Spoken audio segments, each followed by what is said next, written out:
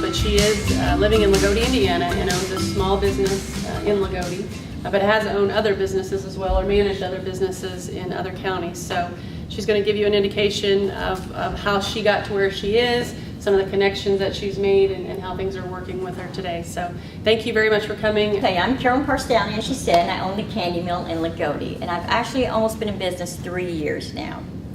But I'll start off by telling you just kind of a quick background how I got to this point. It started off with me and my daughter making Christmas cookies at Christmas time. If y'all watch the show Shark Tank, and I always love watching that show, and so many times I think, oh yeah, I've been there and know what they're talking about. I'm not to the capacity they are though. But how that started was we were just baking cookies. My husband works for a company, and I do talk fast and I apologize. He worked for a company who cut back on their giving Christmas times to their customers. So he asked me, he said, would you mind if I take some cookies to some of my customers? Just since we're cutting back, I said, not a problem. I said, how many you need? He goes, this will be fine. I said, well, let me make more. So that's what he did. He just simply took these cookies around as a nice gesture to his customers. And believe it or not, I actually had someone who wanted some for their Christmas. So that's where it all started, my first order, small order. And I worked full time for a company, did not even give it another thought. Of course, next year's gonna roll around Christmas time. And I asked him, I said, are you gonna want Christmas cookies again for your customers? He said he would like some. So I thought, I wanna do something different, something more. So I started just my weekends making different candies, trying different stuff. Well, needless to say, when you do this all weekend, the last thing you want is a bunch of candy around the house. So I was very generous when I went to work on Monday. It's like, everyone, take this with you. And I would go to work, and my poor co-workers would be stuck eating candies, the bank, the post office, anywhere I could go, I was always taking out samples of this. So then, you know, every year I wanted to add something new. So I probably did this from my home for probably about anywhere 5 to 7 years, just as fun. And then I got to where one of my co-workers actually asked me, she said, have you ever thought about making cake balls? She goes, is that a graduation party? They're really good, you should make them. I said, no, I've never heard of them. And, you know, proceeded on. It probably took about 1.5 years before I finally saw the recipe. And I thought, I'm gonna try these and make them. So I did, same thing. You go to work, everyone else tries them. But then my daughter and her friend were going to a vendor fair. And some of you may not know what that is. It's where there's like a big open room and you have different sections, and people have, like for me, mine was my candy. My daughter had made the crocheted hats, and her friend made dresses. You know, there might be Tupperware, Mary Kay, whatever there is in the room. So we had done that for fun. So it ended up being kind of a neat day, and plus I made a little bit of money on my stuff I had. So then I decided, at this point in time, I think I was not working, so I decided I wanted to do more vendor fairs just to make a little bit of money before Christmas. But doing it out of town here and there, and I knew our community had some more vendors that went on, but I didn't know how to get connected. So I decided to join our local chamber of commerce there in Martin County to get my connections to these vendor fairs, which I did, and I said I did those for a few years. But then there was one day when an email came through from the chamber office that there was a storefront coming up for sale, and if anybody's interested, you call the office. And of course, then my head starts thinking, could I do that? Could I make it work? Would I sell enough? How much money? So then I just kind of threw around ideas about, okay, how much would I invest? You know, I tried to make a little plan. What am I willing to invest? How much time am I willing to invest? How much money would I have to make to be able to afford the bills, the insurance, to pay for them, plus make profits, and then, you know, have a little bit of money left over. So when I called, ended up calling in, I thought, it doesn't hurt to call and ask. So I called and asked what building was for sale. When I got the information, it just so happened, Loogootee's a small town. There was already a candy store there. The lady was actually moving out of state. She's moving back where she came from. She was gonna sell her candy store. And I'm thinking, oh wow, that's almost perfect, because not only will I have an existing business, but I would incorporate my own. So she says, well, there's a little catch. She says, I won't talk money till you know it. There's living quarters there. And I'm thinking, great, I can rent this out and still have some income, so that's helped. So once again, I'm, you know, writing my little notes, trying to think of things. I didn't know that this was like, I was thinking an apartment I'd rent. When I went to seeing it, I thought, oh my gosh, this is not like, I wouldn't let anybody live here, actually. So I told my husband what I had been doing, because at this point in time I hadn't even consulted him, because it's one of those things I was going to make a decision, good or bad, whatever. So when I went to him, I said, here's what I've got going on. So I explained to him. He goes, no, I'd like to go see the place. No, that sounds like a good idea. So we went and we looked at it. We get in the car after he looked at it. He goes, you know, I could almost live there. I said, well, I had the same thought, but I didn't want to push that, which, let me back up a minute. We have been talking since we were now empty nesters of downsizing. We had a 4-bedroom, 12.5 acres home.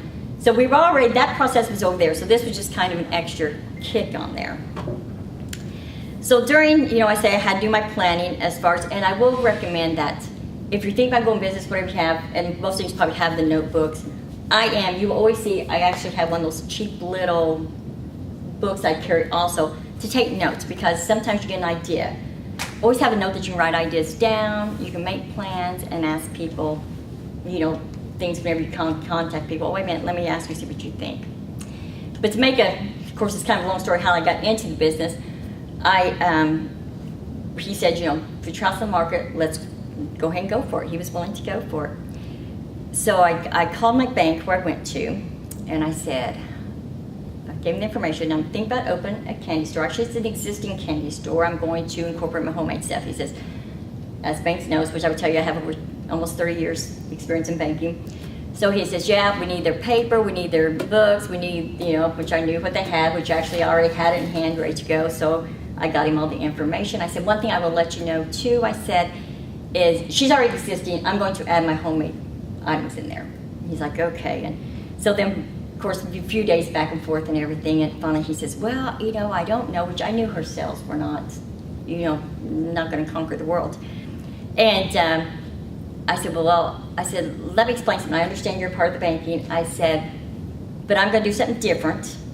He says, yes, but you know, you get the typical banking, you know, you have to have the financing, have to have the sales, have to. I said, we will live there. I said, this will take place of a mortgage and everything. I said, you know, my husband will still have his income, will still have that. And he goes, oh, well, it's the first I've heard of a husband. And I said, sorry. I said, I didn't know this was going to play on my business. And also, you know, nowadays you guys have the advantage, you can go online and find about anything. You know, if you type on there, starting a small business in Indiana, it gives you the whole rundown. Whether you want it to be sole proprietor, partnership, LLC, you know, you pretty much get the rundown there. So that's one good advantage of it.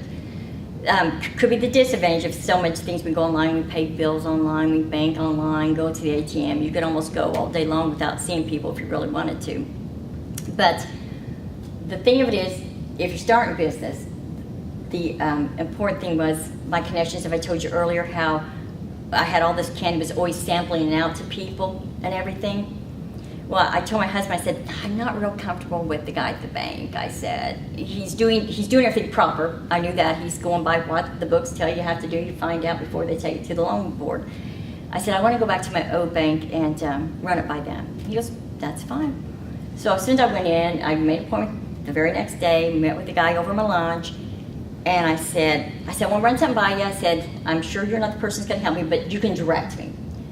I said, there's a candy store in Loogootee coming for sale. He leaned over his desk. He says, are you going to make your homemade candies there? I said, yes. He's on the phone while I'm still talking. He's got me an appointment set up instantly. My connections was he already knew what I could do. That was my advantage. Well, by the time the original bank called me back, says, you know, I've got a few more questions to ask you. And I said, thank you for your time. I said, I've already got closing dates set up. It took him almost 3 weeks to get back with me. And my second bank actually had a closing date set up. So I got to tell you, when I think about going business, keep your connections open. Yes, you can do everything online, you do so much.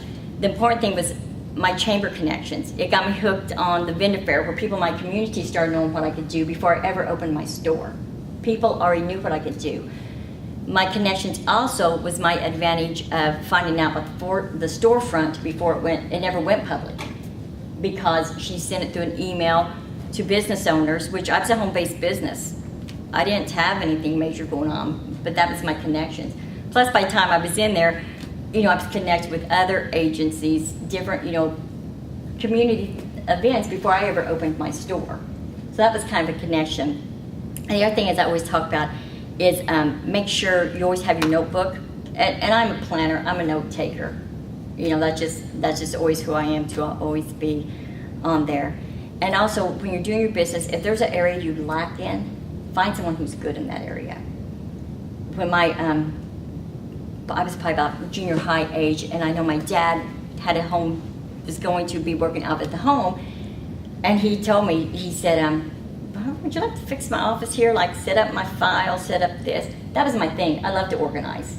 So I went in and did that. So if you have an area that you're lacking, whether it be organization, computer, find someone. Most time you can find a young person who is not going to cost you a whole lot instead of actually hiring somebody else. And when it comes to my business, I have chosen not to, I just run it myself, do it all myself.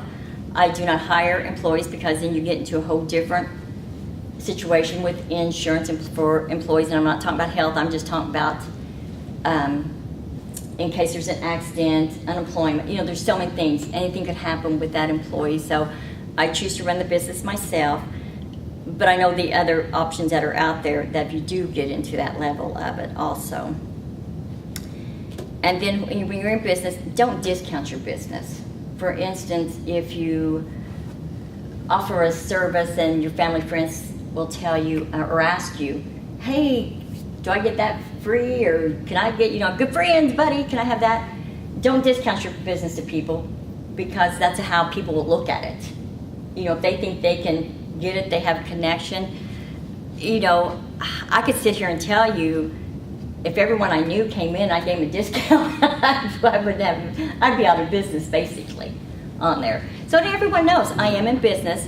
I do try to keep myself professional, even though it is my own business and I could easily say I can do whatever I want to, but I still, you know, take in consideration that you do have customers who come in, and I do try to keep it all professional on that line. And another thing, when you have your own business, it's one thing people don't look or think about, you know, and I don't even know what type of business you all are looking at, think about, or do now. Don't embezzle from yourself. And people probably think, well, it's my money, I can do what I want to. That's the next thing that will put you out of business. Whatever your sales are, whatever your books say, that's how you run it. Because I can tell you right now, you ever hear about people sometimes who will be selling their business and they can't sell it just yet because they're probably trying to build their books back up, and I probably shouldn't say this while it's being recorded. I don't give names.